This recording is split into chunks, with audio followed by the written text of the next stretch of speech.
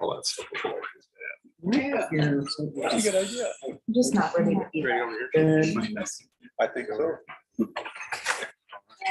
I know, I was always. Not quite 6. When she's most. Yeah. What's that? Also, No. it's gotta go to Zoom or not Zoom, YouTube. So we are YouTube. Okay.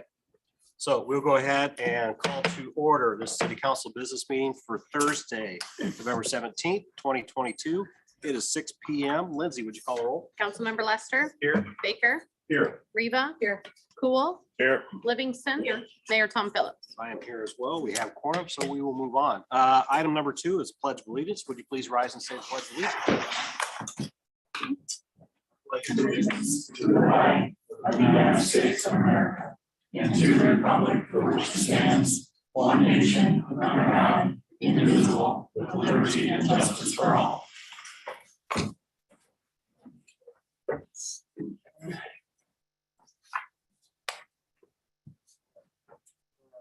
Item number 3 is approval of the agenda. Does anybody have any of the consent agenda items that they would like moved to the regular agenda? Okay, motion by Livingston, seconded by Reva to approve the agenda. All those in favor say aye. Aye. All opposed, same. Motion carries. Item 4, the dedicated work session, but I don't think our presenter is in yet. What was his name? Bill Wilson. Yeah, so no, not yet. So we'll go ahead and we'll go to item 5 and then we'll come back. Sounds good, thanks. All right, so item 5 is welcome guests and public comment. Thank you for being here tonight at our meeting. Appreciate public participation in our meetings. If you'd like to address council, now would be the time. We'll give you a 3-minute time limit. And we can't take action on those items tonight since they aren't on the agenda. Also, if you'd like to comment on any item in the consent agenda, now would also be the time. So anybody like to address council tonight? Hearing none, we will go ahead and move on to item 6. It's a consent agenda. Let's see, on the consent agenda, we have expenditures, tax abatements, November 3rd, 2020 minutes of the regular city council meeting. Have resolution approving pay estimate number 8 to Howery Construction for the Great Western Trail Connection Phase 1 project. Have resolution to approve pay estimate number 7 to Sternquist Construction for Sunset Drive, Iowa Highway 28 and North Avenue intersection improvements project. A resolution setting date for public hearing on designation of the expanded Norwalk urban renewal area that's south of Delaware on certified site 2.0 property and on urban renewal plan amendment. A resolution approving the city's employee benefits renewal for January 1st, 2023. A resolution approving parks and recreation to purchase a vehicle from the fiscal year 23 CIP budget.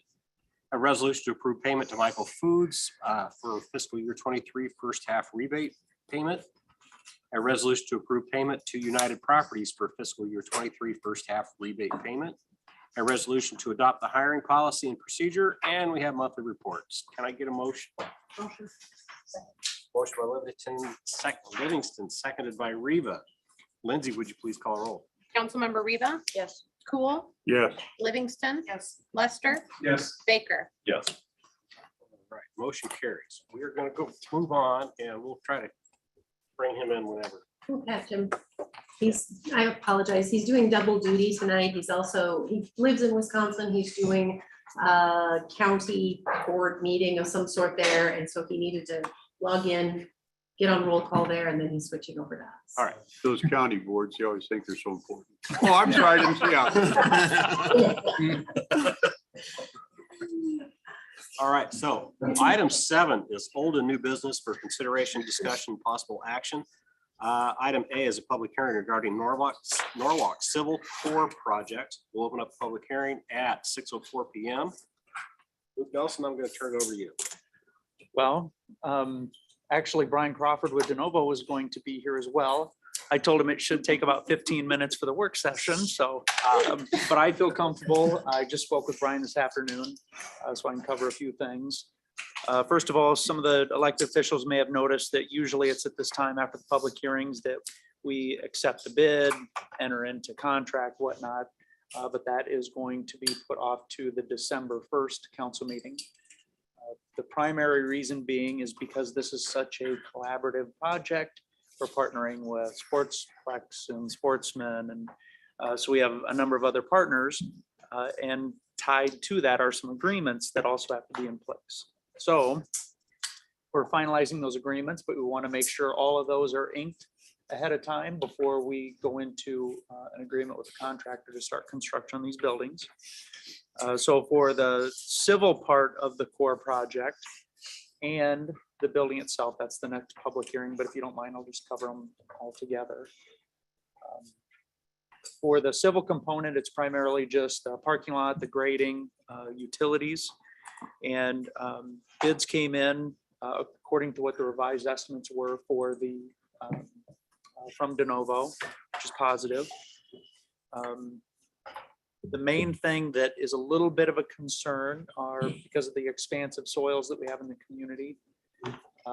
The unit price that we received on expansive soils, there's just a little bit of an unknown of how much that's going to cost. That was the main thing that Brian was going to talk to us about from De Novo. The other thing, expansive soil, the bids, I already mentioned both of those, actually just in time for Brian as he comes in. We moved a little bit faster than we thought, Brian. Okay.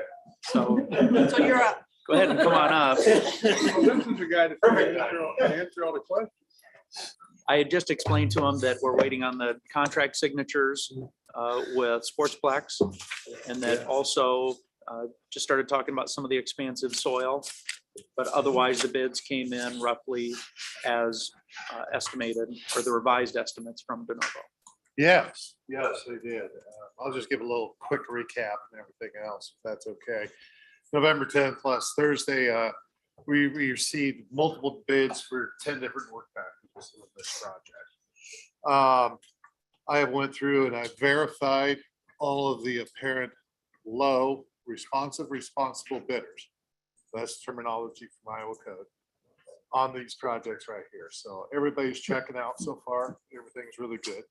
I've met with Luke and Gene, and we went through the overall financials of this right here. And with that came into the soil conditions. That's one of those unknowns out there that we don't know until we start moving dirt. So what I provided Luke and Gene was what I'm assuming would be the maximum cost. And then I came back with a probable cost. Now, I can't guarantee that until we actually open up the dirt, and we'll figure that out as we go.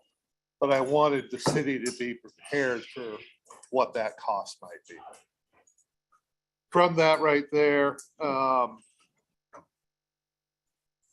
I've met with Sportsplex, and they finalized on a form of building that they want to put up next to yours. And we've reviewed the low bids on their project so far. Now, what's next? With Sportsplex in the city, Holly and Luke are working with them and to create an agreement. Part of the utilities is a shared project between the city and Sportsplex. It was easier and more cost effective for both parties to put one pipe in a little bit larger than what they would need, so it could be used for a common use. We've identified what those costs are. I've shared them with Luke. I've shared those with the developer. They're both in agreement on what those costs are be. Now comes the thing where they're working through the part of identifying a agreement on how to pay the city back on those costs right there moving forward. We're anticipating that to be done very, very soon. And so what's next? December 1st, your next council meeting. I'll be presenting all the bids at that time to the council, along with a recommendation for award contract. And then we'll get business out of the job site in the spring. So that's kind of an update of where we're at with this right here. Any questions? The last week or so, I tend to be a business investment wonk. Just love listening and researching that stuff. There's been such a withdrawal of activity in construction right now that companies and contractors are finding the contractors that were bidding out because they were maxed out and that all of a sudden everyone is pulling back their reins on all of these projects. A lot of contractors finding they don't have enough work for their people and they're literally volunteering some of this redoing the bids, and they're finding lower costs. Do you anticipate seeing some of that? Have we already seen any of that, or is that yet to come? What is your opinion of that? Two different thoughts or views upon that. That's a good question right now. As far as pricing or the bids that we received last Thursday, that was the best price that you got on that given day. If we would go back out and rebid that, could the prices be lower? Possibly. They may also be higher too. As far as contractors looking for work, I was referring, I guess, I want to make sure, contract materials Yeah. across the board, there's been a noticeable decrease. Yeah. The thing is, but interest rates are increasing. We've also got lead time. We've still got a logistics issue with receiving materials and such. If you have a timeline of when you want to have this building in, you can't predict the future. You might make assumptions or hedge on something, but I wouldn't suggest that on this right here. Your financing is already locked in. You've got a good interest rate on that. The cost, your guess is as good as mine on what that's going to do. Hey, Brian, As far as structural stuff, I think. just if you're asked, we do not have the ability after we receive the bids to go and say, hey, you know what? Times are getting tough. Are you want to negotiate this down? I understand that. Okay, I just want to make sure that But- you weren't asking that, because we would have to basically reject the past bids and go through the whole public bidding Well, procedure. that's why again. I'm bringing this up before we accept some of the Yeah. bids.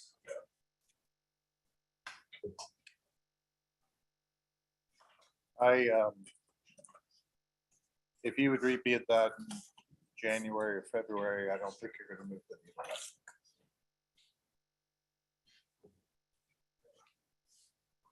Any other questions? On your comment on, expansive soils, Yes. when we put the public safety building in, we were surprised we found expansive soils. And we did Great several soil. soil tests, There's quite a few of them over there. I think it changed the cost of that building about 25,000 or something like that with some of the stuff we had to do. We may get an indication of what we get into with that as the privately owned building goes up, couldn't we? I mean, they're gonna go up before we do. Private building might be behind as far as sports parks go. Yeah. That building, I think, is gonna lag behind your building. Really? I think your building's gonna be starting to go up sooner than theirs. Right now, you're in the on deck circle before they are. They're still in the dugout. Oh, okay. So I would see yours going up, but we should, as far as the grading goes on the job site and everything else, that'll be done by late spring, early summer. Footings will start going in and are anticipated to be completed by middle of July. Building will be coming in around that time to start erection. So by midsummer, 1st of August, we should have a final number on whatever that cost is. Do you know what Sportsplex found when they were prepping the fields? Was it bad? I'm not for sure if they accounted for that or not, or if they just, a developer looks at a project slightly different than a city does. Yeah. Developers look at a shorter range on those types of items. Okay. And they may not go as deep or do the quality, or it's not quality. They just say, okay, we can get so much money out of this. We can it's cheaper for us to repair it in 10 years than it Okay. is. I mean, look at Walmart. Yeah. They put in asphalt parking lots every 10 years. They come in, rip them out and redo them instead of putting $500,000 in prepping the soil. Right. Okay. So Gotcha. that's hard to compare on those two items. Where city councils and school districts and public entities, you have a fixed budget every year. Yeah. And you look at your maintenance and you want to keep that down, so you'd rather do the work today for a longer lasting. Anything else? Do you have any public comment? Lindsay, have we received any written or oral comments on this item? We have not. All right, so hearing no other comments, we'll go ahead and close this public hearing. We're gonna keep the public hearing open. What? We're not gonna close the public. Okay, sorry. So we're keeping the public hearing open. So do I open the next one? Yeah, we're keeping it open. We'll open the next one. The reason is because we published and we gotta hold the public hearing. We don't open it up and leave it open, and then we have to republish for the next meeting to do it. So by just leaving it open, we can continue the public hearing at the next meeting, offer additional comments, ask for additional comments, and questions, and then we would close the public hearing before we make our decision to work with. All right. Sounds good. So let's go on to the next one. Okay, and leave so- this one open.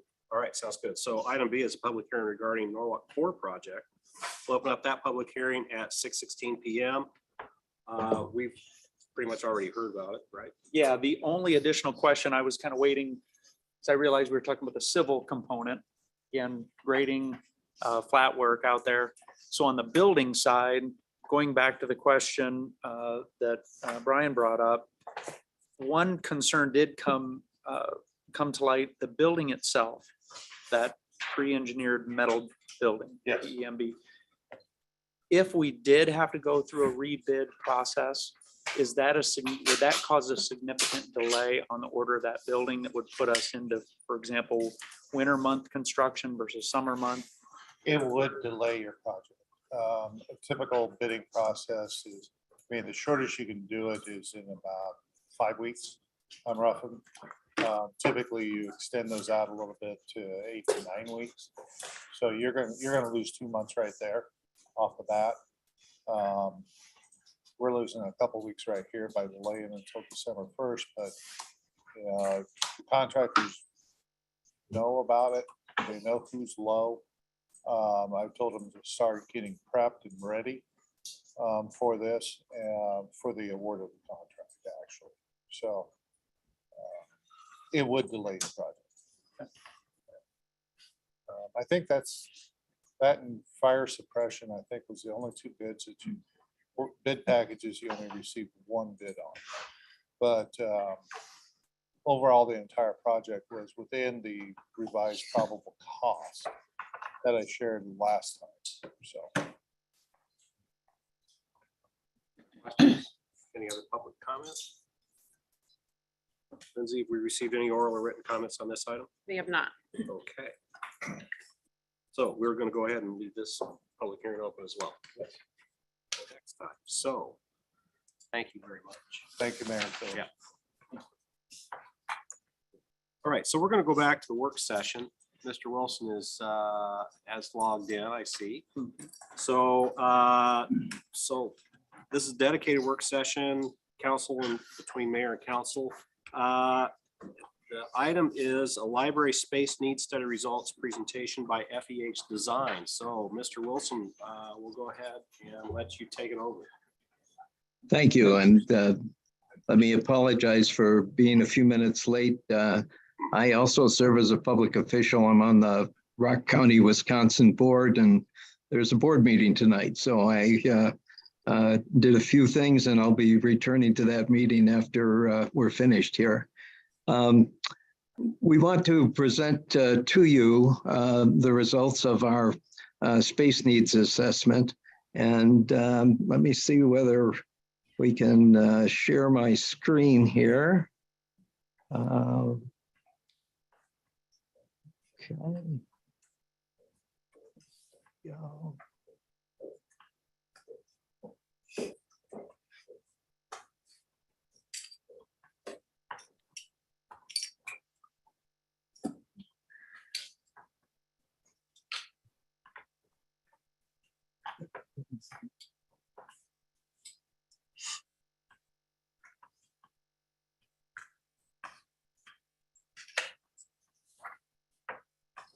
Bill, it does look like we can see your screen. Right. Oops.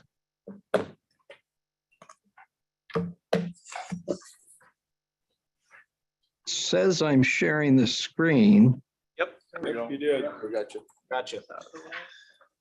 Okay. Are you seeing something up on the screen now? Yep. Yes. All right. I'll see if I can get that out of the way there. All right. First, let me just start with a very brief bit of background. FEH Design has got offices in both Iowa, as you're well aware, and Wisconsin as well. It's a very old firm, been in business since the 1800s. In recent years, we've done lots and lots of libraries. So libraries are a major part of the work that we do. We do so many libraries that I'm kind of the unusual guy in that I am not an architect. I'm a librarian, and had a library consulting firm for many years, used to work as a subcontractor to FEH, and they eventually hired me to be on their staff. So I've been involved, as has been Denny Sharp, as the architect on the project. First of all, I want to kind of point out that we really don't have to tell you about the kind of growth that your community has experienced over the last decade. It's obviously tremendous. The report says that current and anticipated ongoing growth confronts the community with the challenge of providing the library infrastructure necessary to maintain and enhance the very high quality of life that is attracting people to move to the community. And I wanted to make sure that you knew that we understand that the library doesn't represent the only infrastructure need that the community is facing. In fact, we could take that statement, current and anticipated ongoing growth, and we could probably fill in the blank in terms of the infrastructure necessary for lots of other projects. And from our work with Norwalk, we understand that you're in the midst of work on a number of different issues that relate to both basic infrastructure and amenities. The question that's addressed by this report is whether or not how large a facility will be needed in the future to serve the library needs of the growing Norwalk community. Typically, public library space planning uses a 20-year planning horizon, and that's what's been applied to this study. So we've been looking at the year 2022, 2023, as we've been pulling together the work that we've done. We approached the space needs assessment in a couple of different ways. One was peer comparisons. So what are similar communities in the state of Iowa doing in terms of sizes of buildings and so on? And then secondly, the application of contemporary professional standards and local service priorities. We'll start out with the peers, and we'll start out by just pointing out that public libraries, by definition, are public, so that the number of people served has a lot to do with the size of the building. State of Iowa, through the State Library of Iowa, collects and provides statistics for libraries. They break the libraries in the state down into 9 codes based on population served. Norwalk has been a size E library, which represents population served of between 5,999. It's now grown to be a size F category, with a service population of 10,024,999. That's there to kind of recognize that the growth that you've experienced is not typical across the state. There are some other communities that are experiencing similar things. However, your example is one of the more extremes in terms of the rapidity of growth.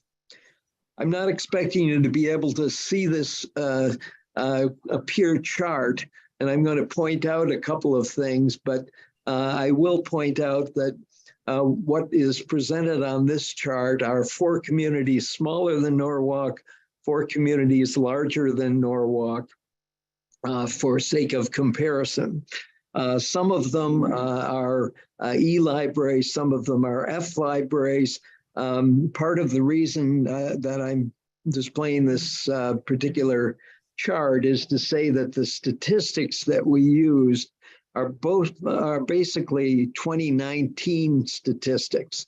2020 statistics obviously are very, very poor. 2021 statistics are not yet fully available for comparing all of the libraries, and consequently, they're a little bit dated.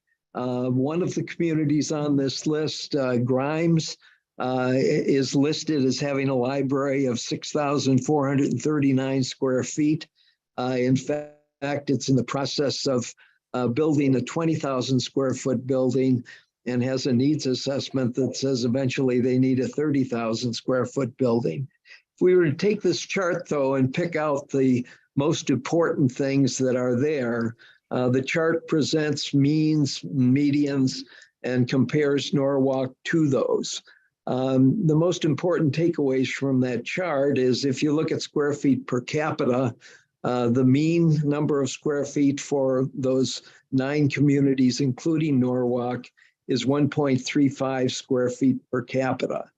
Norwalk has 0.87. So when the library was built and the population was lower, you were certainly in that kind of normal range or that mean or median kind of number. As your population has grown, obviously the per capita, the square feet per capita decreases, and you find yourself at 0.87, and with projected population growth, that number will continue to get lower. The other item where Norwalk shows up as being an outlier is physical items per capita, or the collection size. The mean is 4.48 items per capita. Norwalk has 2.77 items per capita. And again, this is one that's going to get lower over time as the population grows, unless the collection were to grow significantly. Unfortunately, with the size of building that you've got, you're about maxed out in terms of the physical materials that you're able to hold. So space needs assessment, the peer portion, compared to your peers, your facility is undersized. And the second thing is you've got a much smaller collection than is average. The mean facility size for peer libraries is 17,225 square feet. So of those 9 libraries, the mean is 17,225. Norwalk's got approximately 11,500 square feet.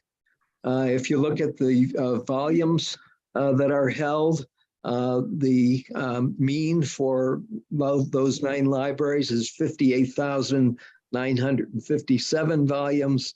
The Norwalk Library has 36,613. So looking at the peers, the 2 takeaways are the facility is currently undersized and you've got a much smaller collection than average.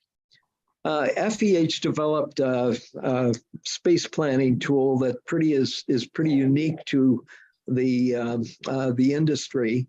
It builds in contemporary professional standards, but it really is a what if kind of a tool where we can try out various scenarios in terms of populations, in terms of collection sizes, service priorities, what we call user friendliness, which converts into things like how wide are aisles, what type of furnishings do you use. And we applied this tool multiple times to reflect different kinds of target populations and different collection sizes in trying to find out what a good number was for projected space needs. And I just threw up a couple of screenshots here. Essentially, this is a fill in the blank. Anytime you see a purple spot there, that's data that we can change. And over on the side where it says running total, as we change populations, it would change the running total based on what we enter. If we changed collection sizes, it would alter that based on the amount of space that's necessary. The interactive tool is something that we used first. We applied some of the basic numbers that were made available to us by the library. And then we also did it in concert with the library director, one of the library trustees, and some staff members as well. The future scenarios for that 20-year time horizon that we were talking about, we developed 4 of them. The 20-year target populations used varied from about 20,000 to 206 to 23,016. And remember, we're talking about an estimated population served in the year 2022. The collection sizes that were applied reflected expanded collection sizes based on that deficit that we saw in terms of how much lower Norwalk was compared to the mean and the volumes per capita. The highest collection size that was applied was 66,648. That's less than 3 volumes per capita. And remember that the mean was 4.48. However, the planning allows for shelf space sufficient to eventually house 80,000 volumes, which would be just under 3.5 volumes per capita. We're comfortable with that 3.5 volumes per capita, as is the library staff, because it really takes into account that there's going to be a gradual reduction and the eventual demise of some sorts of formats. Things like DVDs, for example, being replaced by downloadable and electronic means. So a very modest kind of an approach to collection, a sizable approach in terms of the number of materials, additional materials that would be available to the residents of the community, but a moderate approach nevertheless. I wanted to make just a quick note because there's a kind of a question that I think would arise from talking about collections, and that is 20 years from now, are we going to need all of those books? The point that I'd like to make is that the physical print on paper books have really proven to be remarkably persistent. They climbed for a while after Kindle came along and got under $200. We saw a steady climb over about a 5 or 6 year period to the point where ebooks accounted for about 30% of the market. However, after that, it plateaued and in fact declined to about 27%. When the pandemic began, ebooks rebounded again. Remember libraries doing curbside service or being closed, and we saw it go back up above that 30%. But once the pandemic eased, it dropped back down to approximately that same 27% of sales. So all signs suggest that certain categories of print materials are going to be remain very viable and in very much demand for an extended period of time. The alternate scenarios that we used using the space planning tool did things like looking at the amount of programming space, applying a higher percentage of children's seating to reflect the youthful demographics of the growing Norwalk community, and also different levels of user friendliness, which I pointed out are factors like how wide are the aisles and the characteristics of seating. Really, there are a couple of things that feed into the numbers that I'm going to present here as far as the space needs. One of them obviously is population growth. The second one is collection size. And the third one is a change in the services that are typically being offered by public libraries. Over the past decade or so, we've seen a tremendous growth in the amount of programming, whether it's pre-literacy programming, whether it's STEM programming for teens, whether it's programming for seniors and adults, intergenerational programming, and know from our interaction with Jean and the rest of the library staff that this is very, very much the case in Norwalk. So in those additional scenarios, we tried some of those ideas.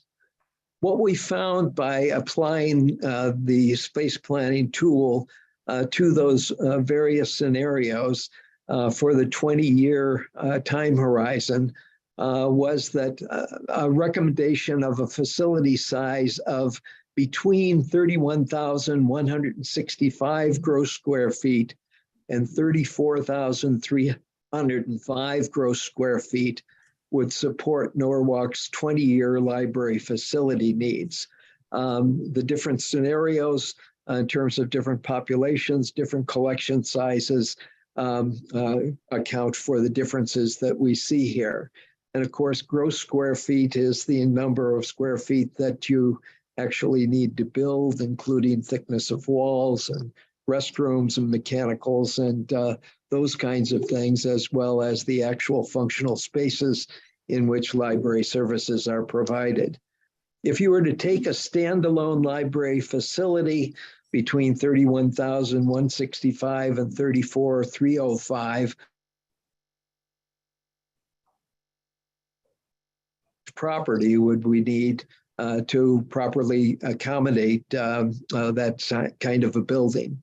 The answer to that is a site of approximately 90 to 105 square feet, which converts into roughly 2 to 2.5 acres. So with that, I'll open it up to any questions that you might have, and I'll be glad to share anything about either the methodology that we used or the findings that we're providing. Question. Bill, in there when it says appropriate green space, so you said 2 to 2.5 acres of land to accommodate that building. What do you mean by appropriate green space? Typically, there's a factor that often gets applied, and sort of a gold standard is you take the footprint of the building and multiply by 4. And the fourths are the size of the building, the second quarter being the size of the parking that is necessary for a building of that size. They're very compatible kinds of numbers. The third one, green space, so the library is not sitting in a parking lot with nothing around it. And the fourth one in the gold standard is additional property, so the future generations will call you blessed when they come back and say, we need to put an expansion on this building. That almost never happens. The numbers that we presented, 90,000 to 105, is based on a factor of applying 3. So it essentially is taking the square footage, the gross square footage of the building, providing the number of square feet necessary for a parking lot to support things like the programming. So it really is kind of a maximum need in terms of parking as opposed to the typical day-by-day need. And then that third piece, think of it as being approximately 30,000 square feet of green space. We've seen, especially with the pandemic, a great increase in the number of libraries that are providing outdoor programming space. A lot of it started post-pandemic, where programs moved outside to accomplish some of the COVID concerns that were there. However, many libraries have sort of discovered that having that additional property can be very, very fruitful in terms of the kind of programming that can be done at least certain times of year. I happen to live in a community smaller than yours. I live in a community of about 6,000 people in southern Wisconsin. Our library is currently developing a story walk. And if you look around Iowa, you'll find that many libraries are doing something similar. So sort of an outdoor extension of the library service area.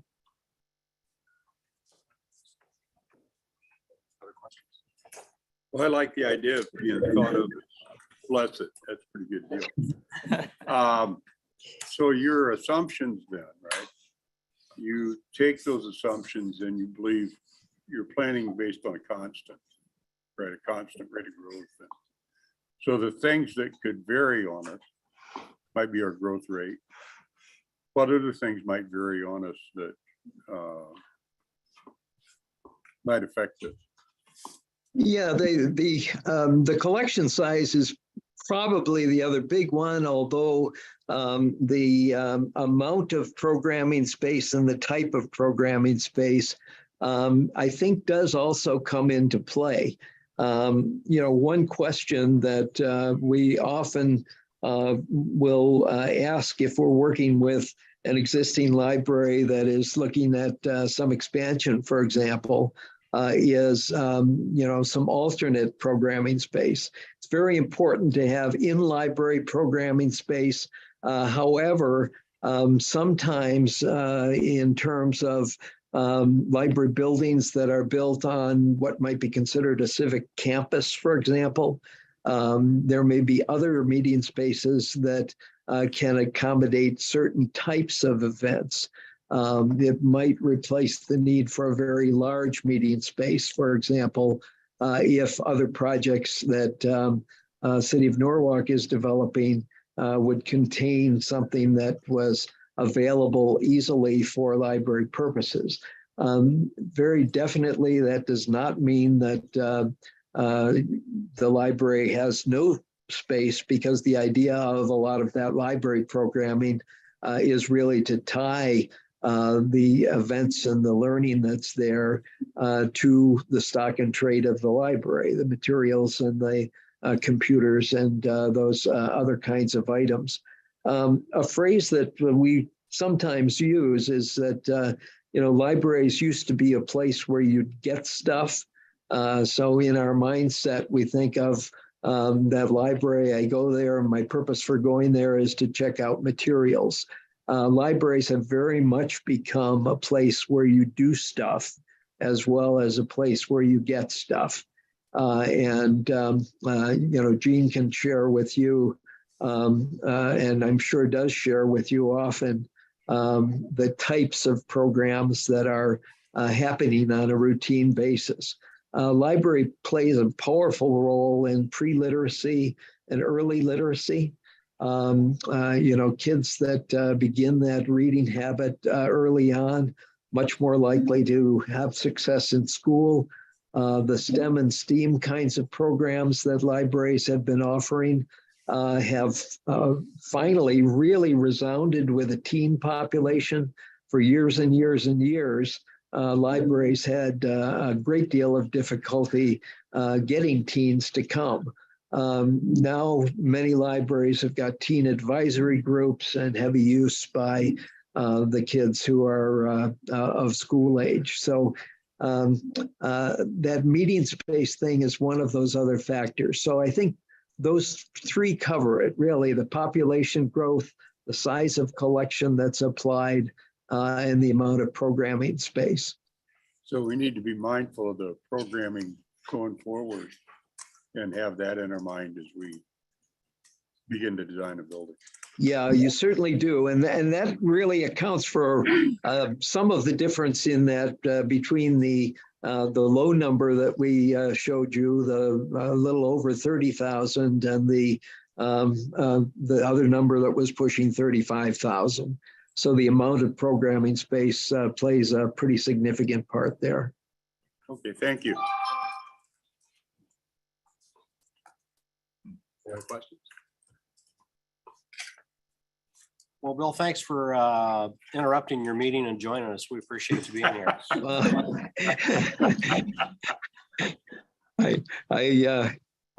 I know of what I have an idea of what you're doing, especially this time of year. So thanks for giving us time to present this important information in the middle of your budget season.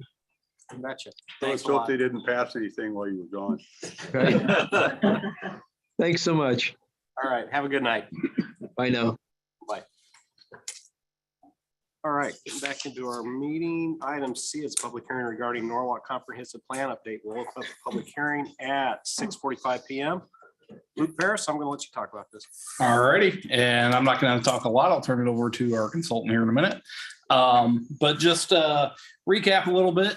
We started back in March 2020 with our comp plan update. We actually approved on March 5th, and we shut down City Hall on March 13th. So that made an interesting process. So it's been a long time coming getting this wrapped up. Spent a lot of time through the summer of 2020, 2021, trying to get good input and feedback on planning topics. And we found a lot of different ways to do that. Luckily, lately, we've been able to get back out and meet with people face to face, because that's always kind of the best way to do that. So really, this is a culmination of all that feedback, all the study work that our consultants have done, and then really trying to put together a plan for the future out to 2040. So I'll turn it over to Chris. Sure.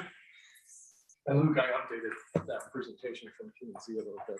Is it okay if I share my screen in Zoom? I'm Yes, logged into Zoom. I figured that'd perfect. be an Yes, easy way to do it. absolutely. Then I'll just cast that here.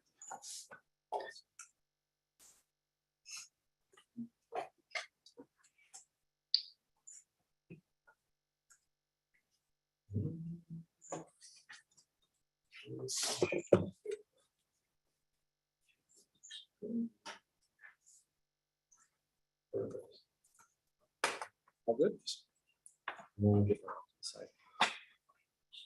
Thank you, Luke. Good to see you all again. It's been a little while. As Luke said, we started this a long time ago. We've checked in with a few of you here and there and had steering committee meetings and some public meetings and all that kind of stuff.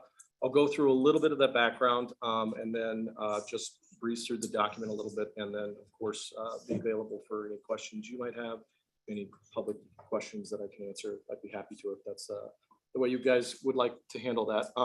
So with that, as I said, we want to overview the comprehensive planning process a little bit, and I hope you're picking me up okay. Just generally talk about what we've done for those of you that may not be familiar, or those in the audience or on following along online, and then go through a little bit of the draft. Just and at this case, we're not looking to adopt it, but the draft plan. The planning process involved about 4 steps. First is kind of started with that community engagement. That's sort of the first step in a lot of planning processes, is doing that SWOT analysis, talking about issues and opportunities, getting some of the old goals with folks, getting their general ideas about growth. And in this case, comprehensive planning addresses a lot of different elements. So we talked a lot about housing, transportation, utilities, parks and rec, all of those kind of things. Step 2 is then going into that existing conditions analysis, which is where we look at what's going on right now. We talk about projections, then vet those through the process as well, and talk to folks about, here's what we're projecting for growth, and here's what we're projecting for some of the needs. Some of the same type of stuff you did in the library presentation, that what you just had.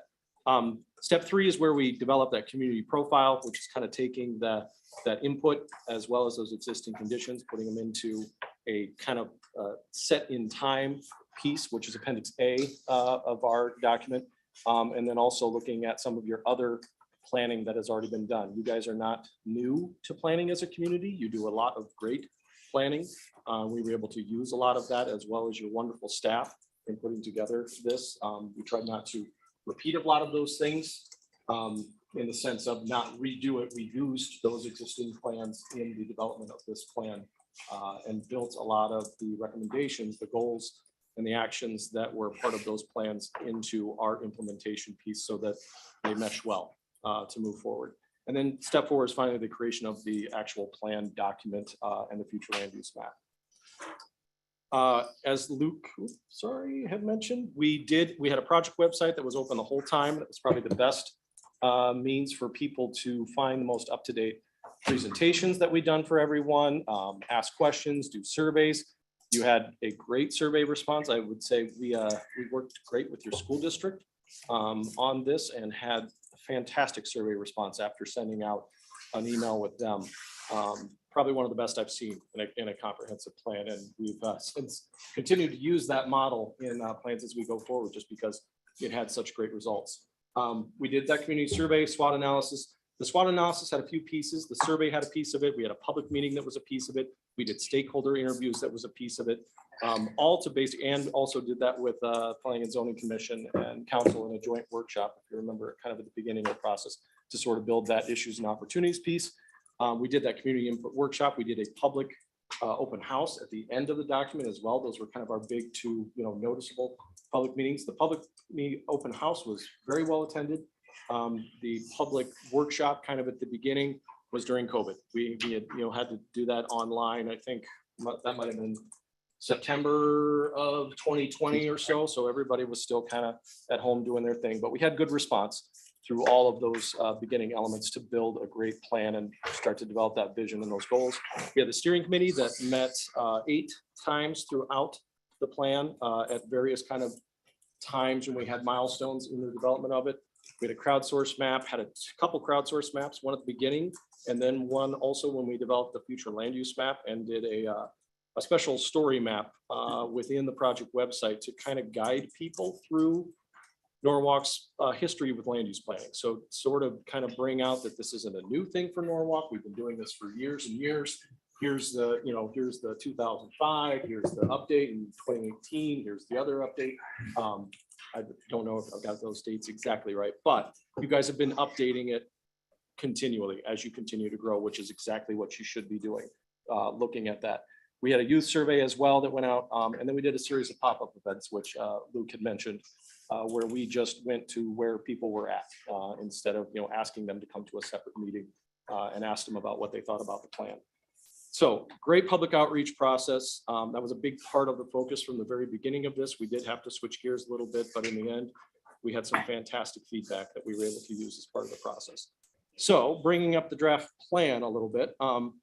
I'm just going to scroll through this. We're not going to go page by page. It's not super long until you add the survey results, which we do have in this appendice. But generally, there's the format is it's about 5 chapters plus 3 appendices. We have an introduction and overview. We have plan process engagement, which does document that planning process.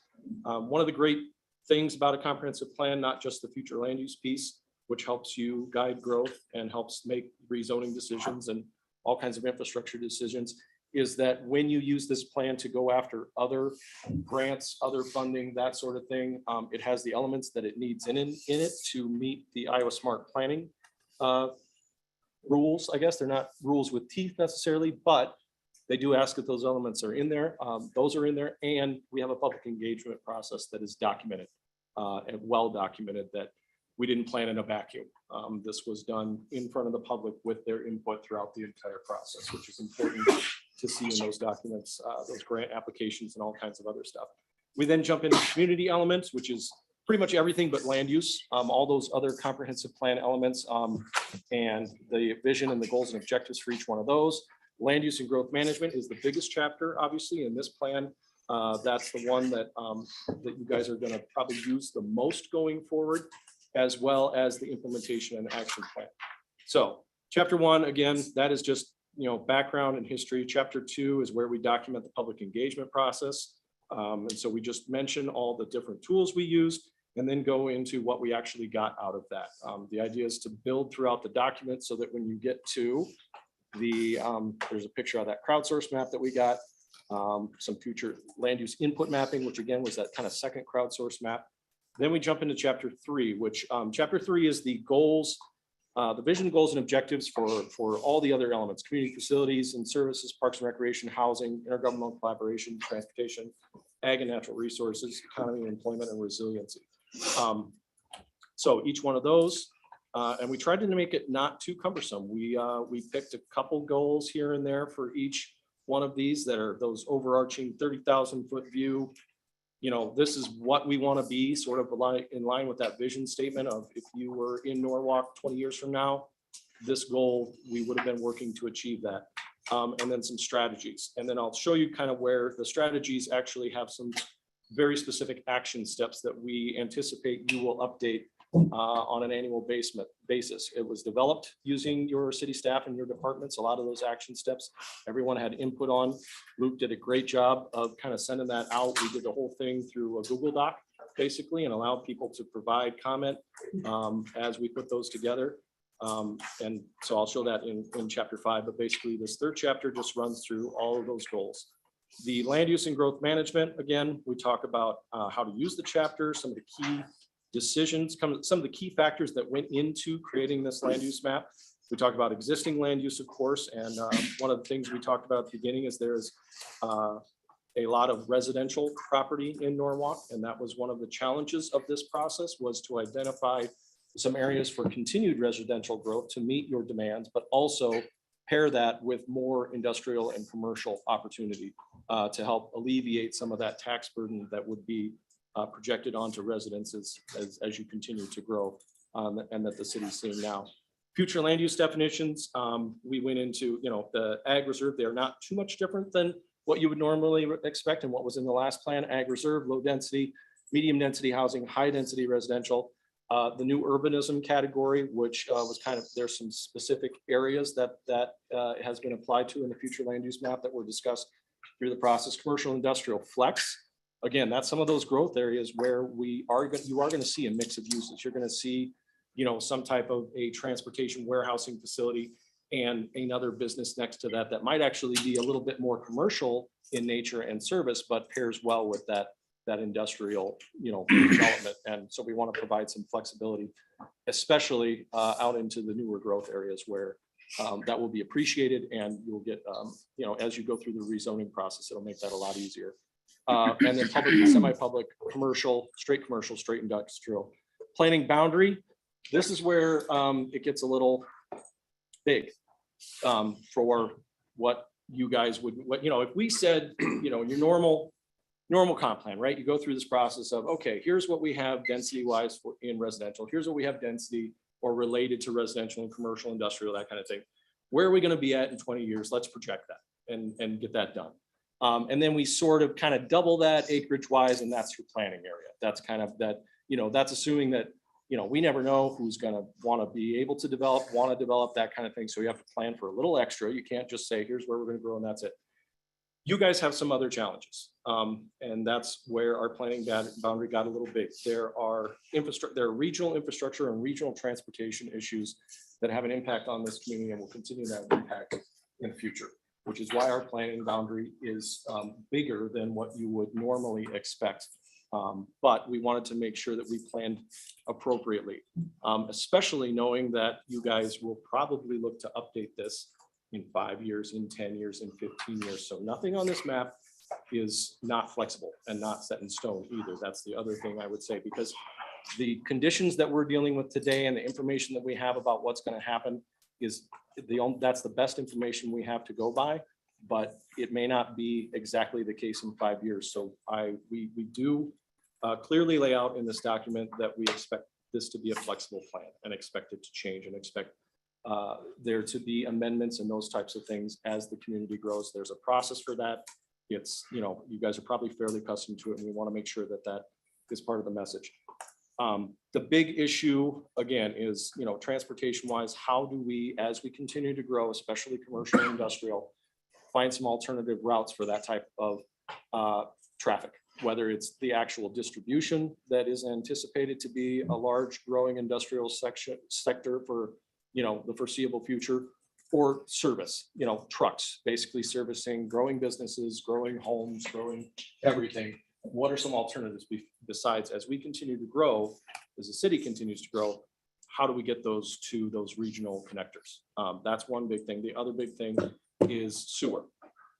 There is a planned, or at least foreseen, sewer extension that will go from, you know, basically south of Norwalk, where you guys are tied into the WRA at your old wastewater treatment plant, or near that area, out to West Des Moines.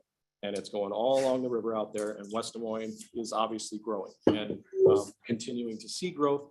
There is planning going into that, so we wanted to make sure that Norwalk had at least a handle on this point on what are we gonna do if that area grows, and we have to talk to the WRA and Des Moines Waterworks and, you know, our own public works guys and engineers about how, what are we gonna see for growth out there? What are we gonna see for densities? What are we gonna see for all that kind of stuff? So that is another reason why this planning boundary is a little bit larger than you would normally see. But as I said, we got a lot of great feedback throughout the plan. The future land use map has been out there in one shape or another for over a year. You know, this is not the first time.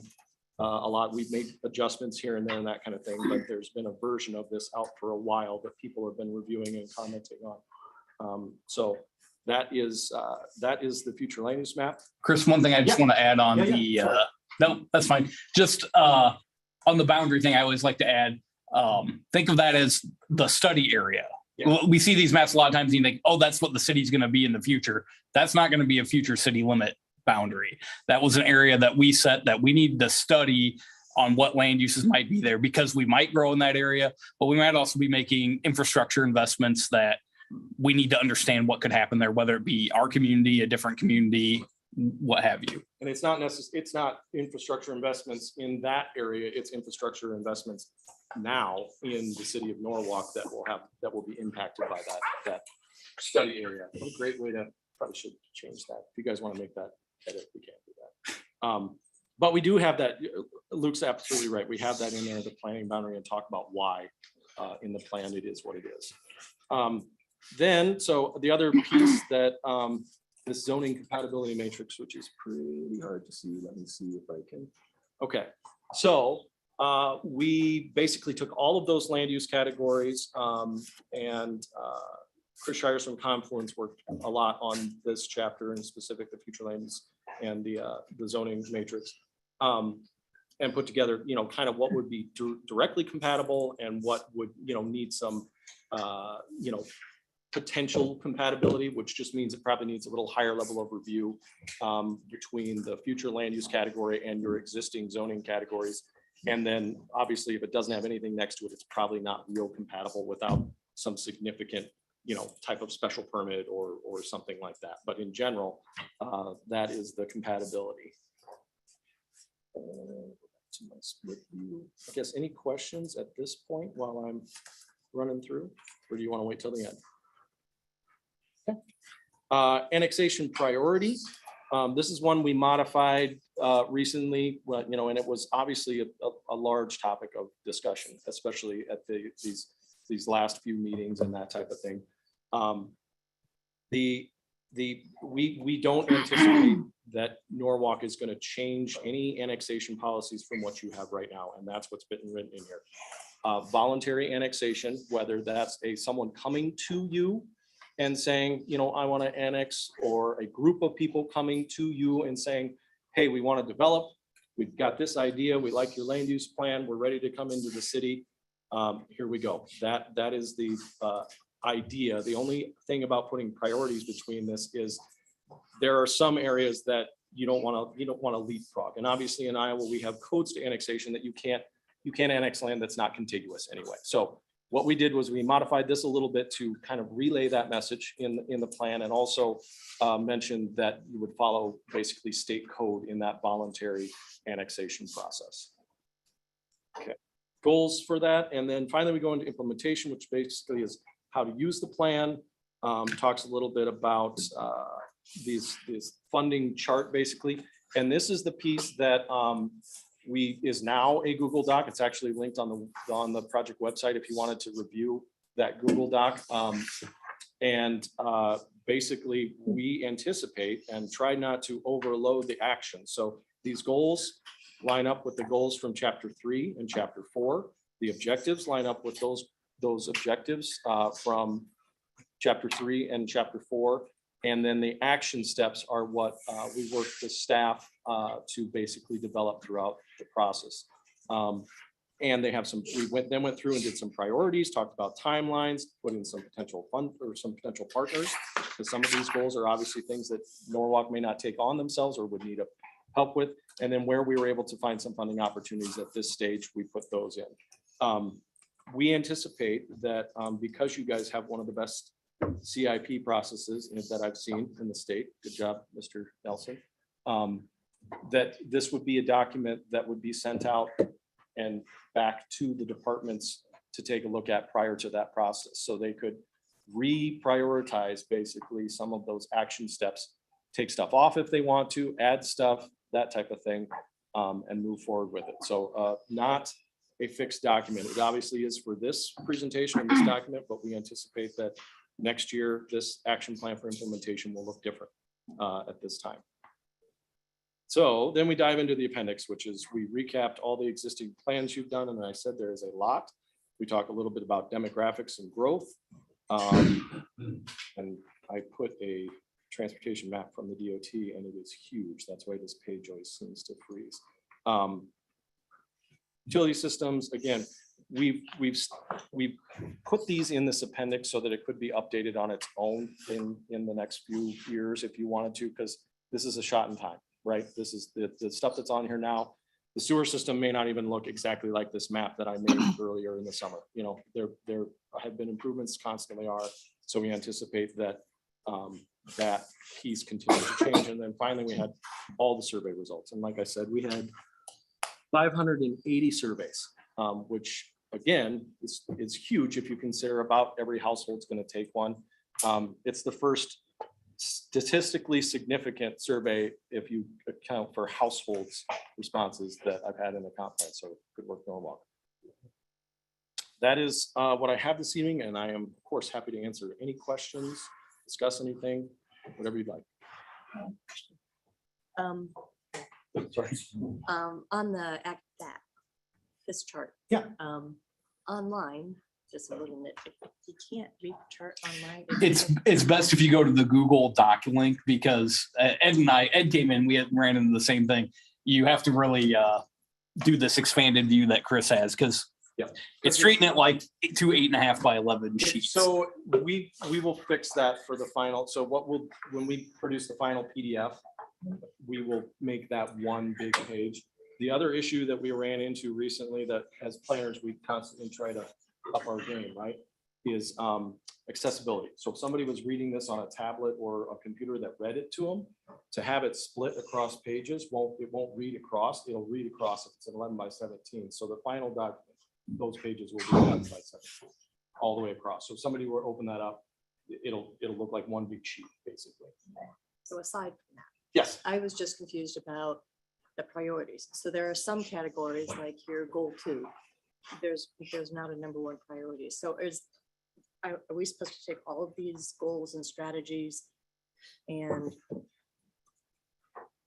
let me ask a question. Would it be possible for council use or planning use that we get all of these goals and action steps by priority?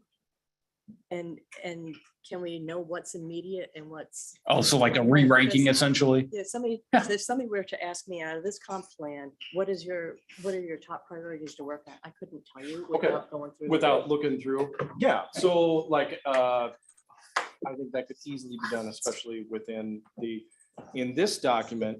I guess right now they are grouped by goal and by section to relate to the previous documents. But in that Excel document or the Google Docs, we could easily create a second tab that references the first that sorts the high priorities. And Well, then- and what might be good too, maybe just a section at the end of this of just the top priorities, like all the ones that are just number 1. a static page Yeah. that you guys can update on an annual basis, and here's the top priorities for the next fiscal year.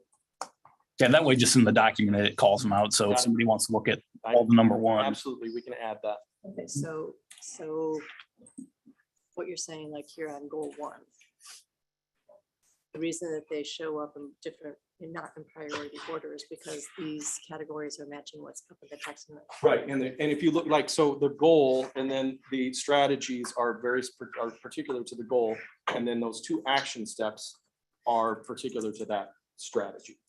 So I completely understand that finding the actual priority, you got to sift through all of this, and we'll do a page that just has the highest priorities from the implementation plan.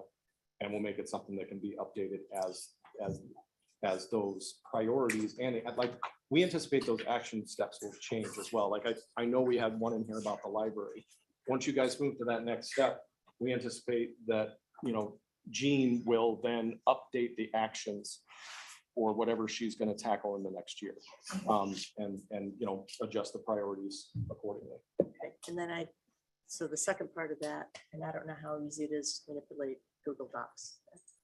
Think of Excel. It's Excel. Okay. It's All right, so I also want to be able to go in and say, can you just sort these by immediate, ongoing, long-term, midterm? So, we can.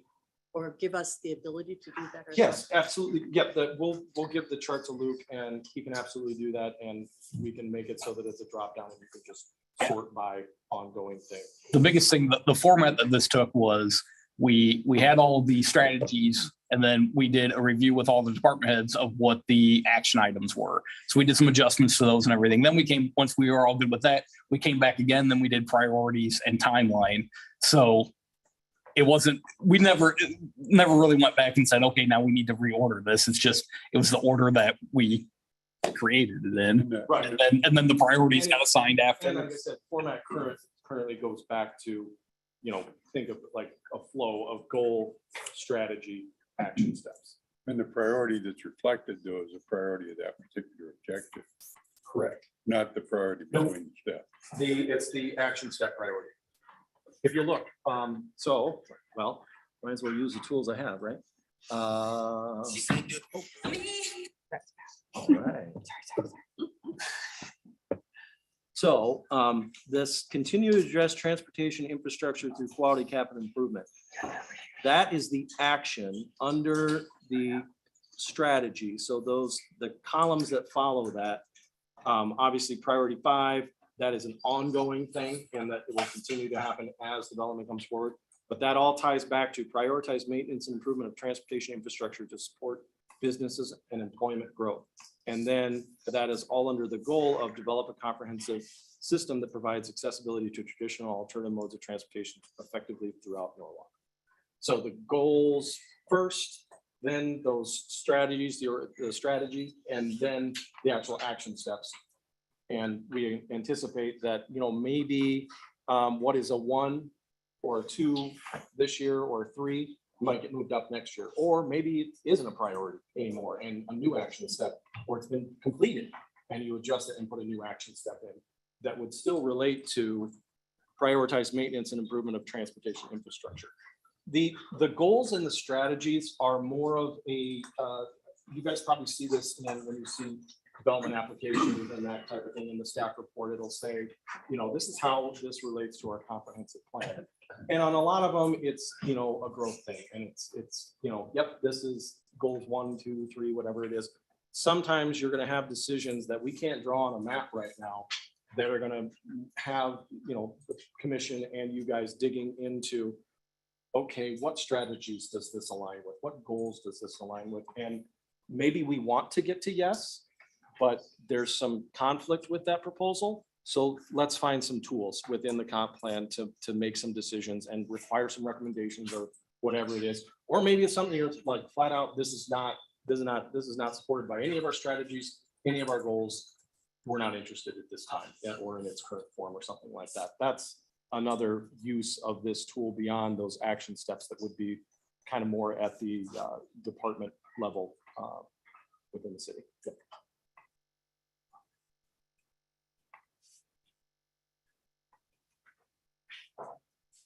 Other questions? Any public comment? Yeah, come on up and state your name and address. My name is Andrew Fank. I live at 1220 Coolidge Street, Cumming. I understand all the changes. There can't be any changes made to the comprehensive plan, but I request next time that you please do a better job of including the people that live outside the city limits. I understand that you had good feedback, but as evidenced by the open house at Lakewood, Elementary this summer, there was a room full of people that had never heard of the survey or the comprehensive plan. And, people outside town have significant changes made. And now, my small farm is annexation priority A1 for an industrial commercial mixed use space. So just in 5 years, 10 years, when we redo the comprehensive plan request, they do a better job of outreach to those outside city limits.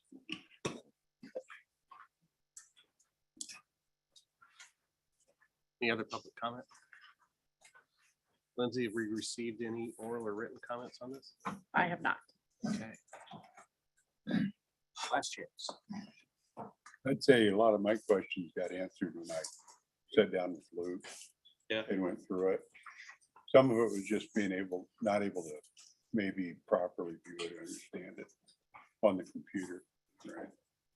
And there's still a few things in there we might want to work through, but I'm sure we'd have the opportunity. But Sure. overall, it looks pretty good to me. All right. So we will go ahead and close public hearing at 7:15 PM. These item 7D is resolution approving the Norwalk 2042 comprehensive plan. So we just had a public hearing on the item.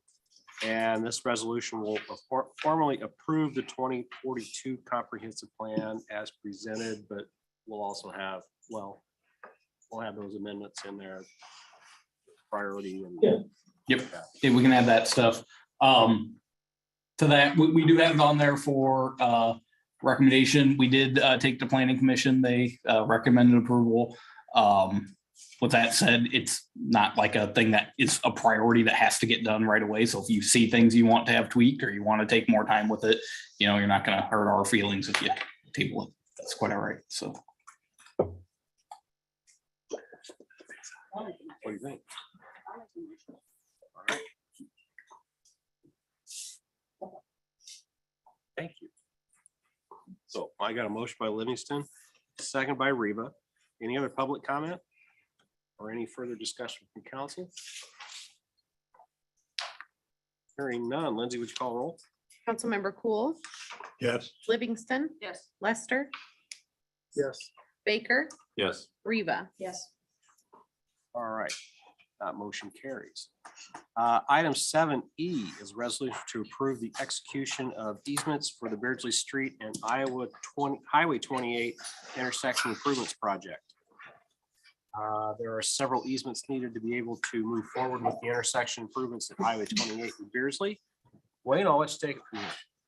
Thank you, sir. This is the final property that we needed acquisitions from. The price came in within the range of the appraiser, and then they also executed the driveway, that shared access that all the parties need to execute. They execute that document. So we have everything we need now to move forward. The project is set for letting next month. Questions or discussion, comments from council? I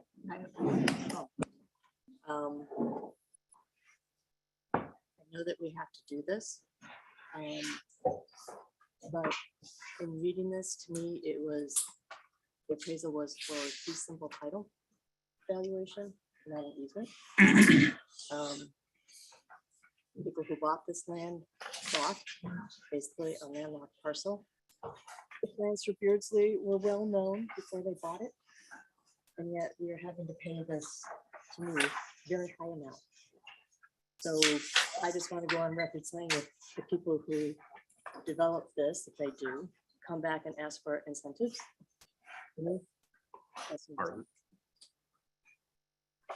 saying. Anybody else? Any public comment? Hearing none, can I get a motion? Motion.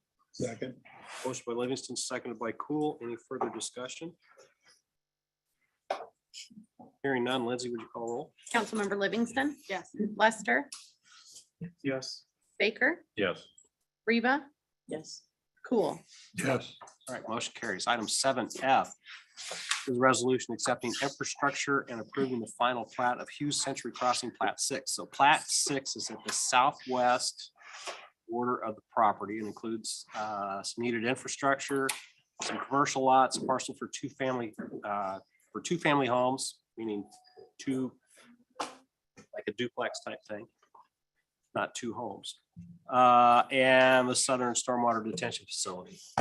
Luke, I'll let you take. Yeah, that's the gist of it.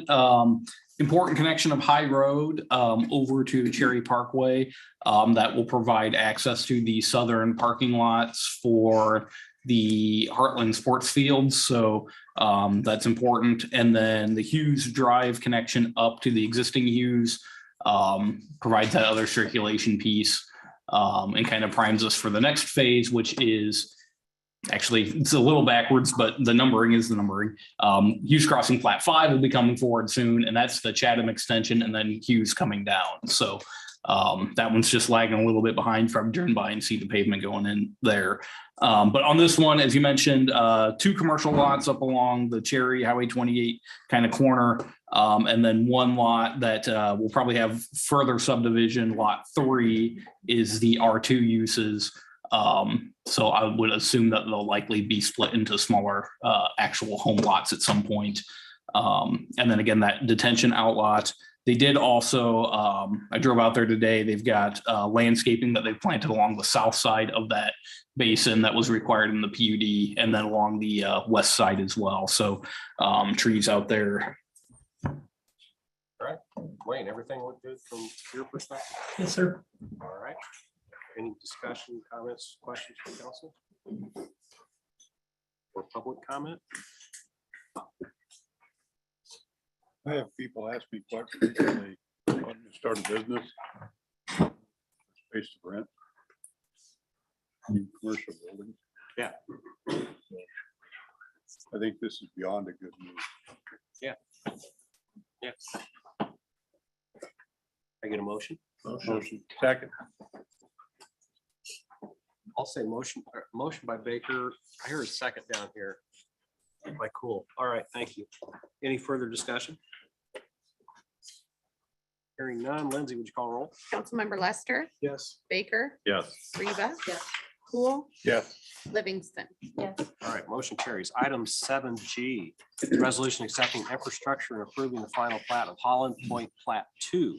So Plat 2 is located along Beardsley and is just to the west of the plat that's currently being developed.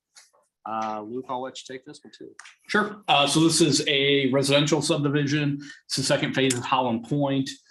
Continues the development west of the existing portion, down Beardsley to their first entrance into the development.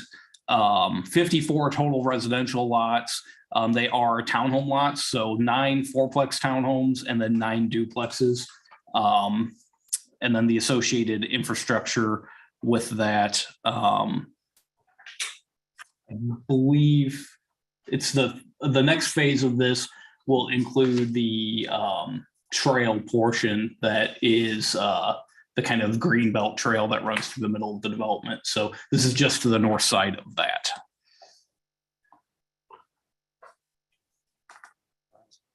Wayne, everything look good there too? Yes, sir. Awesome. Any discussion, comments, questions from council? Or public comment? Hearing none, can I get a motion? Second.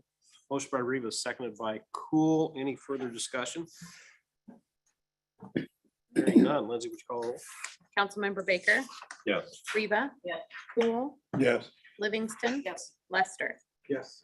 All right, motion carries. Item 7H is a resolution approving settlement agreements regarding the Beardsley Sewer Project. So the Beardsley Sewer Project is the new sanitary sewer that runs through the western tip of Lake Colchester, runs through the backyards of the residents that live on the western section of Beardsley. Final restoration of people's lawns wasn't done quite to standard, and so this settlement allows each resident the opportunity to restore their property. And in return, they'll not hold the city liable for any further restoration of their yards. Luke? Well said. Thank you. So if you're not comfortable approving these settlements, we reserve a closed session at the end of the meeting to discuss potential litigation. Otherwise, if you're comfortable with settlements, I would entertain any questions or a motion. I'll do a motion to accept all 16 of them. All 16. All right. Motion by Lester, seconded by Reva. Any further discussion or public comment? Just state that I do not believe the city should have been involved in this.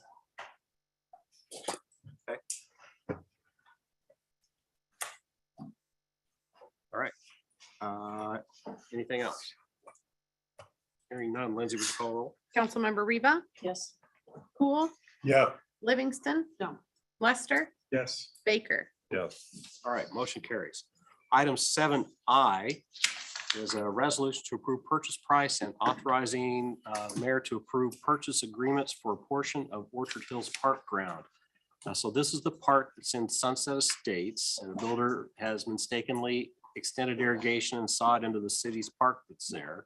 So this involved 2 houses. It's only going to cut down the park by about 2,500 square feet. I think the offer that we received from the residents is very fair, but Jim, I'll let you take it from here. Okay. Yeah, we received offers from both the residents. If you recall, we have discussed it at a previous meeting. These are small portions of the park ground that abut these properties where by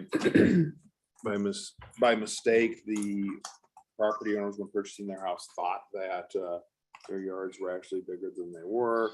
And as you can see from the aerial in the packet, that they've maintained into the city park area. Input from Park and Rec and police both kind of recommended, yeah, that's okay, because it's kind of a corner of the park that's not usable. And we have received offers, and the square footage price that we've got, the offers seem to be fair. And basically, you can see in my summary that one of them is for 6,762 square feet for 5,800, which is a per acre price of about 37,000. The other for 2,500 square feet per acre price is around 50. And those pretty much, when I first analyzed, I was comparing them to areas where we've been required to purchase easements or areas for like regional stormwater areas where it's kind of not usable land because of their location. It's not, doesn't have road access, things like that. So comparing to those prices that we've seen over the last year or so and appraisals that we've seen, I think that that's a fair price. This is, we've already talked about this, not the price or any of that stuff, but we already talked about how we wanted to handle this situation, right? That's I'm not right. Thinking of a different property. No, we have discussed this before. We came to you several weeks ago, basically saying this was what the thoughts were, and kind of, you know, got some guidance from the council on whether they'd be willing to consider selling some of the park ground or not. Yes. Any other questions? Motion. I think the purchase agreement, what I'm looking for is authorizing the mayor to do it, but we're gonna have to have some tweaks to it because there's gonna be some planning issues that aren't addressed in the purchase agreement. So we're gonna have to do plats of survey, and I think on the purchase agreement, with accepting their offer, that I want to have in there that they'll cover the cost of the plats of survey, because what we're gonna have to do is break it off from the park and include it onto their lot, so they have a single lot the size that they always thought they've had. So there'll be some issues with that, and I think we can discuss that after the fact on exactly the procedure we're looking at. I've talked to Luke Paris this week about it to kind of get some input from him on what process would be looking at. And it's a doable process, but I think with putting in those contingencies that we have planning agreed to and everything, then the next process that we'll do is it will come before the council one more time. We have to have a public hearing on it, and do all the proper notices where we would get final approval from the council to transfer it. We do have all, I think we do have all the property owners here too, so if there's any questions.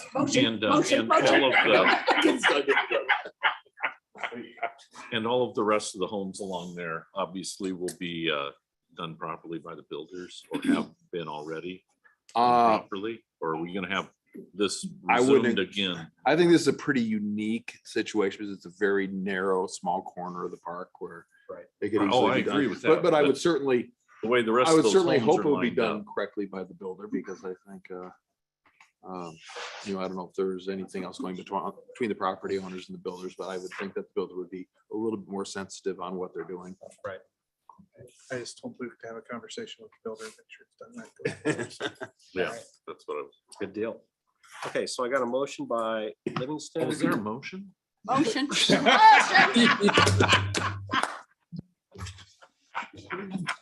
And a nonverbal second by Lester. Any further discussion? Yeah, will that include those stipulations then that the Vernon counselor? Yes. Okay. Well, he's been here since that picture was taken. Maybe not that long. Wow. All right. With that, I'm gonna ask Lindsay to call a roll.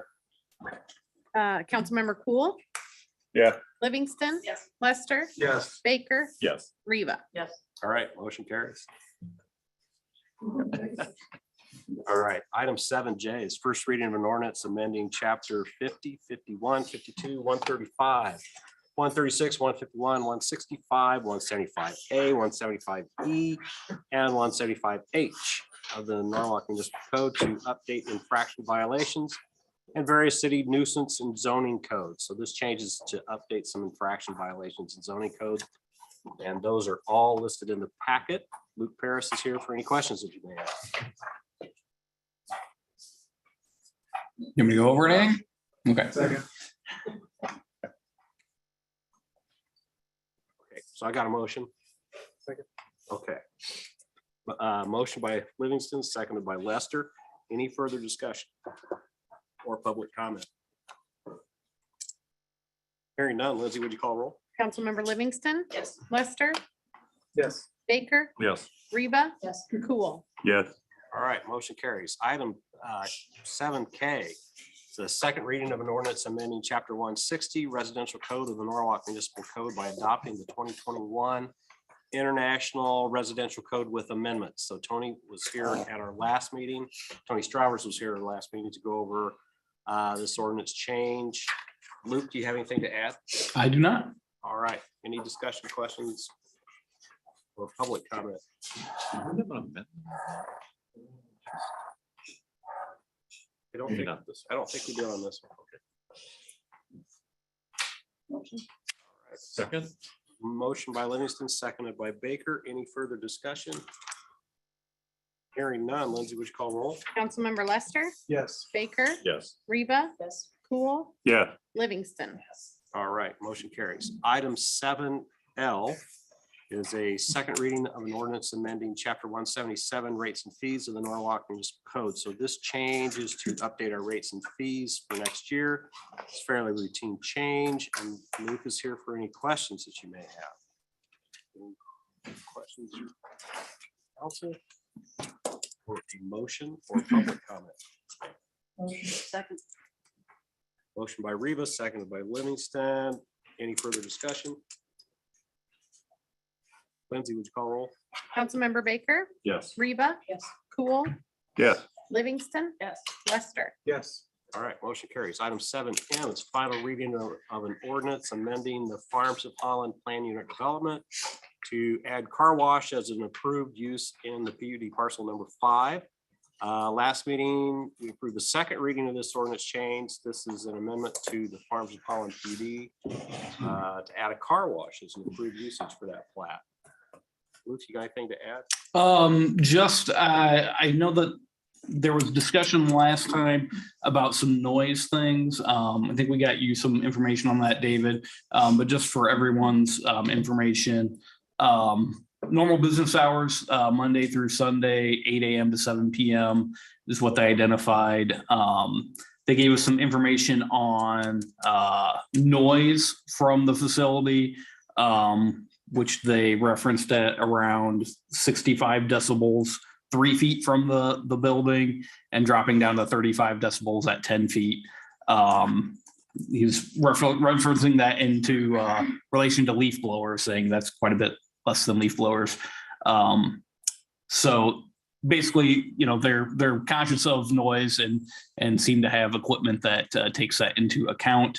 I think Alan Kirkhoff with 7B was going to try to be on Zoom. I don't know if he is, but He's here if you've got further questions about that. Any further questions? Any public comment? Hearing none, can I get a Motion. motion? Second. Motion by Baker, seconded by Livingston. Lindsay, would you call a roll? Councilmember Reba, Yes. Cool, Yes. Livingston, Yes. Lester, No. Baker. Yes. All right, motion carries. Item 7N.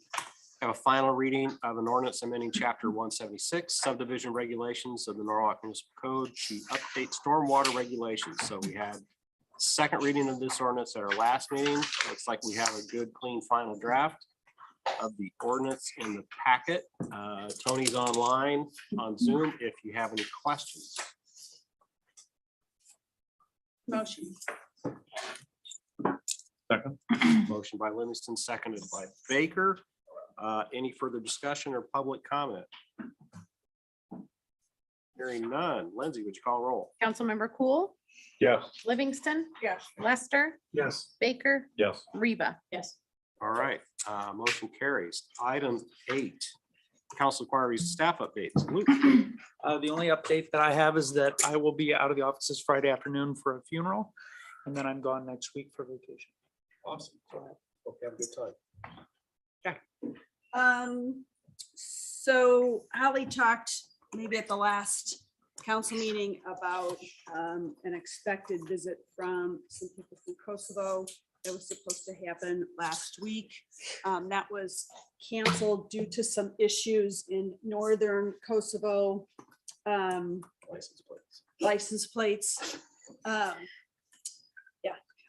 So anyway, they're still a mayor and his chief of cabinet from Dejan came. Holly and I had lunch with them and our ton last week or the other day. And Chief Staples. And Chief Staples and Kirk. Anyway, lots of great discussions about their ideas for tourism and maybe some assistance or work in the security sector and business and that kind of stuff. The rest of the delegation, that visit has been moved, hopefully with a target date of February. And they do expect then that the mayor of Roost-Ring will attend. Oh, nice. So that's fine. Well, I hope I'm not sick for that one. Yeah. That's all I got. All right, Brian. Nothing. Lindsay. Nothing. Jean. I would like to thank the council for allowing the work session about the space needs study for the library. It's much appreciated that you're taking the time and energy to listen to that. It is a lengthy document and you each have a copy of it. Luke Nielsen kind of gave me an eyebrow during part of the session, and that's because in the past I have been working with the space needs study folks, and they had told me that the magic number of acreage needed was more in the 3 to 3.5 acres. And I would just like to clarify that when Bill Wilson was talking about 2 to 2.5, I think he was using one of the iterations that did not allow for as much future growth as well as the anticipated use of the Patricia Voss Lawrence Trust Fund that was left to us because that will allow for an expanded educational play area and that will take up more square footage. So there is that piece. So I did want to clarify that. I caught the eyebrow. And in addition to that, we are using the library as a wide variety of spaces right now. I'm pleased to announce that our foundation volunteers had a successful used book sale and raised just under $2,000 to be used for library programming. I keep telling you about how cool Catter Days are. The last Catter Day was on the opening day of the book sale, and we had 220 people just come for Catter Day in 2 hours. Wow. There were 17 year packs, so it was pretty exciting. I would also like to thank the council for your continued support of our staff. We are currently doing Zoom interviews of our wonderful pool of 24 applicants for the circulation supervisor. So thank you for approving that position to exist, as well as the wage adjustment. I think that has a lot to do with why we have such a great pool. We also enjoy our partnerships in the community. So next week, the Hometown Pride Lights of Love holiday trees will be installed outside of the library in the park area, and there's going to be 25 trees, and I think that'll really look nice in the park areas. And in addition to that partnership, I also reached out to the Ministerial Association because I was not aware of any kind of a holiday giving tree that was in a public space. I offered up the library's Christmas tree. On Tuesday, we hung 31 ornaments, and each ornament is just a paper tag that people can come in the library, choose a tag. It has either a child's Christmas wish list or a senior's wish list. Out of those 31, and I counted this afternoon, all but 4 of those tags are gone. So Norwalk has been generous community, and so the library is really grateful to be a part of that. So I'm getting some more tags because I can't believe they all went that quickly. So I'm gonna not want to be like, thank you. I think I heard from the Ministerial Association, there are 100 families in need this year in Norwalk. It's a lot. Yeah, they split them up between all the churches. All right. Thanks, Jim. Thank you. Holly. I'll keep it short just because this is the first time that Wayne did not text me and tell me to keep it short. So we got notified last week that one of the hotels, one larger convenience center that's very popular, and then 2 food providers are officially under contract for their land in and around Norwalk Central. So that's All right. and on a positive note for Wayne. All right. That's it, really? That's it. That's all I'm gonna say. Write this down. Okay. Gene. I'm gonna pass. Okay. Chief. Next month, at one of the, probably the second meeting, expect a presentation or a quick presentation from Ironman. They're doing an Ironman a half Ironman this coming summer, and they want to bring the bike course through Norwalk, essentially the same way they did last time.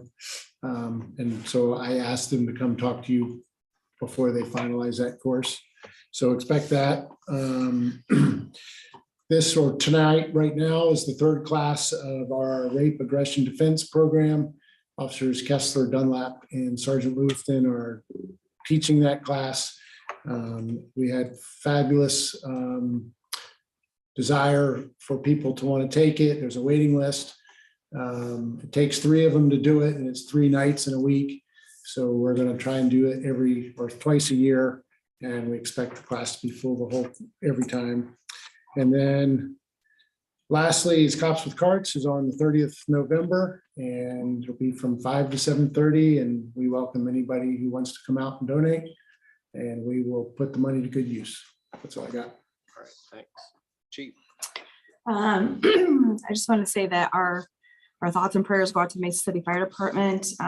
They did respond to a house fire this morning that resulted in the death of 4 children. Tragedy for the responders and for the community. So a good reminder that if there is such thing as a fire season, we're in it. So please take special precautions with candles, fireplaces, overextended drop cords, extension cords, that sort of thing. So aside of that, we have Santa Day on December 10th. So it's a big deal in the community. It hasn't been publicized yet. I'm telling you all first, but we'll put that out soon. So December 10th, starting at 8 a.m. Cool. Thanks. Wayne. Winter's arrived and we've had our staff out this week doing snow removal and ice control. We've had some new staff and we've moved some roles around. So if you guys see anything that we've missed or not up to our normal standards, let us know so we can get things corrected. We are trying something new this year. We try not to put salt down on new concrete. It's bad for concrete. We're going to use beet juice on some of the new areas, probably down here at this intersection. It's purple, so I'm a little concerned on how it's going to run off with snow and salt, but it's better for concrete. We're interested to see how that shakes out. It's something new to try and we're excited. Lastly, just something that came to me. We talked earlier tonight about the core and the talk about bad soils, expansive soils. And that's a legitimate conversation we had about soils. When we brought forward subdivision standards, I wanted rock underneath the roads, and we have developers telling us we don't need rock underneath the roads. It's not needed. So just keep that in mind next time I'm gonna make it forward again. You're like, look. That's it. Thank you. Tony. Nothing else for me tonight, Mayor. Thanks. All right, Carrie. Nothing tonight. Luke. Thank you all for approving the comp plan. I'm excited to start using that. It's a big step, I think, for city planning and city growth. Thanks for all your work on it. Yep. We did earlier in October at the Iowa Planning Association's conference, they presented they call it a lean comprehensive plan, and used our plan as a example of one of those. So I unfortunately wasn't able to attend, but our consultant there was the presenter for that item. So that's exciting. Basically, that means is we cut a lot of the junk out of it. That's why we've got big appendixes at the back, and try to have more graphics, more stuff to make it easier to understand. With the exception of having 140 action steps that take at the end. Missed the bar a little bit on that one, but that's all right. Nuisance wise, kind of the transitions period, like Wayne mentioned, we're starting to get snow. So reminder to folks that don't shovel your snow into the street and clear them timely. Also, the nuisance ordinance stuff that we passed tonight is going to help us with some additional tools with being able to enforce some of those things. And we're excited about that because in the past, we've just been able to do abatement with things. And if we wanted to go and do some more infractions, it was a bigger process through Jim. So that's great. Building permits, today we doubled our building permits from the last month, which means we're now at 4. We were at 2 before. Single family permits slowed down a lot in September, October, and then now into November. So we think that's a trend that's probably going to keep going forward for a while. We'll see how that goes. On the development side, though, we're still seeing lots of interest in development on the residential side. So yeah, we're just keeping an ear on it and see how that goes. Flip side of that, and echoing kind of what Holly was talking about, most of our work nowadays in the office on the review side is commercial projects. So we've got probably 5 or 6 of them going, a couple other pre-app meetings we're having, and that doesn't even include some of the stuff that Holly's mentioned recently. So one side slows down, the other side kind of picks up. So that's good. So that's all I've got. Thank you. Ed. Yeah, I like that comprehensive plan. I did, especially after we had a chance to visit about it. The matrix that you're catching so much grief about, I think, because it's kind of hard to understand sometimes.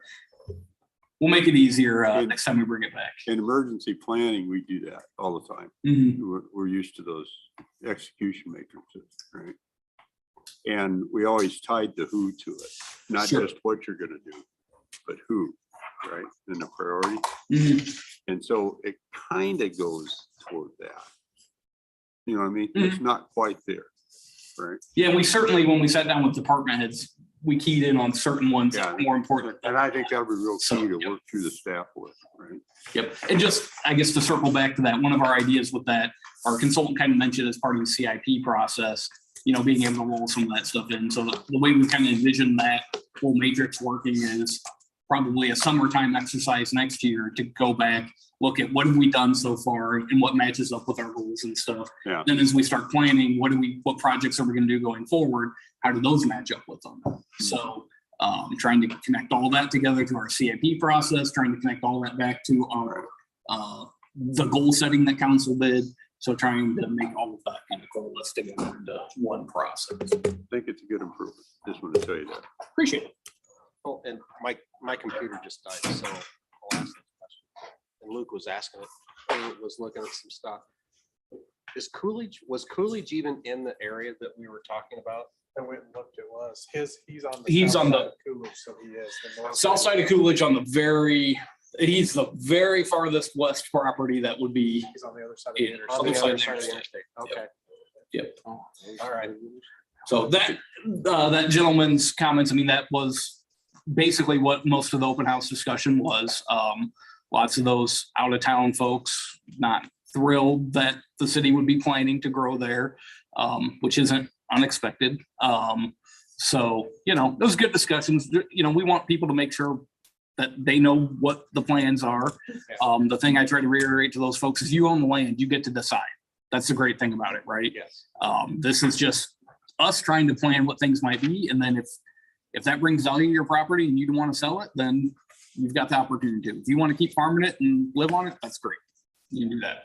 Things just kind of got off on the wrong foot there on that deal. Well, And, I tried to explain to him in between meetings that the whole question started with how big a pipe do we need to put in the ground?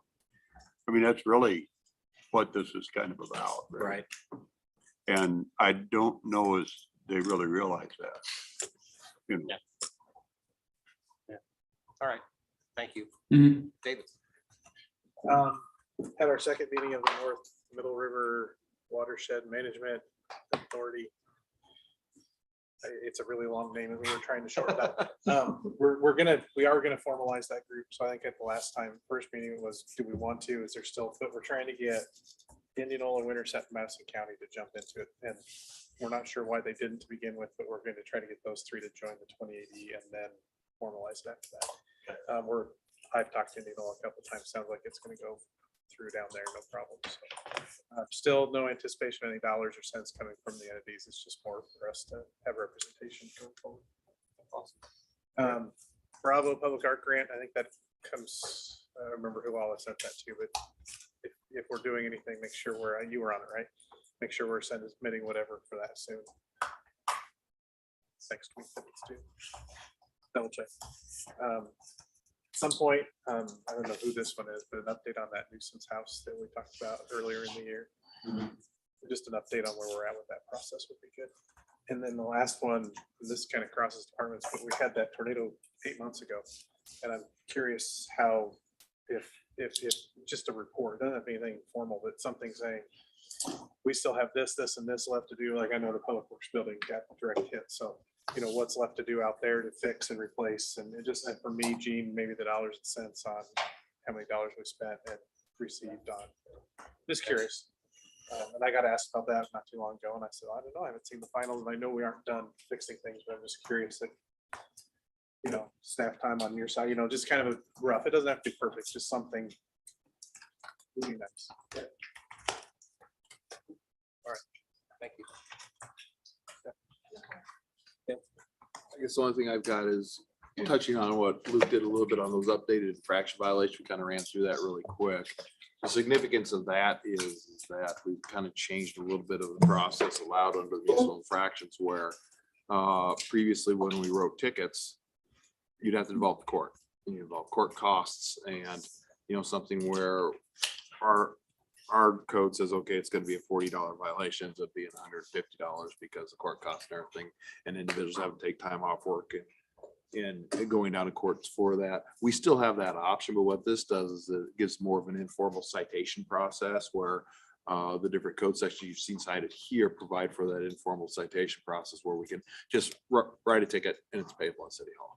And if they object to it or somebody wants to appeal it, their due process rights at that point in time is we would have the obligation then to actually take the formal municipal infraction process and go into court at that point in time to let them have their day in court. So they would still have their day in court. However, this is more of an informal, frankly, less expensive process for the people, and it's easier for us. So that's what that is. That's all I have. All right. I do not have anything for tonight except to say have a happy Thanksgiving next week and be safe wherever you're traveling. The other two, the closed sessions, we do not need to do. They were possible closed sessions, so we're not doing those. So I would entertain a motion to adjourn. Motion. Motion by, I got two motions. Motion by Livingston, seconded by Cool. All those in favor say aye. Aye. All those opposed saying we're adjourned, 7:54. Done.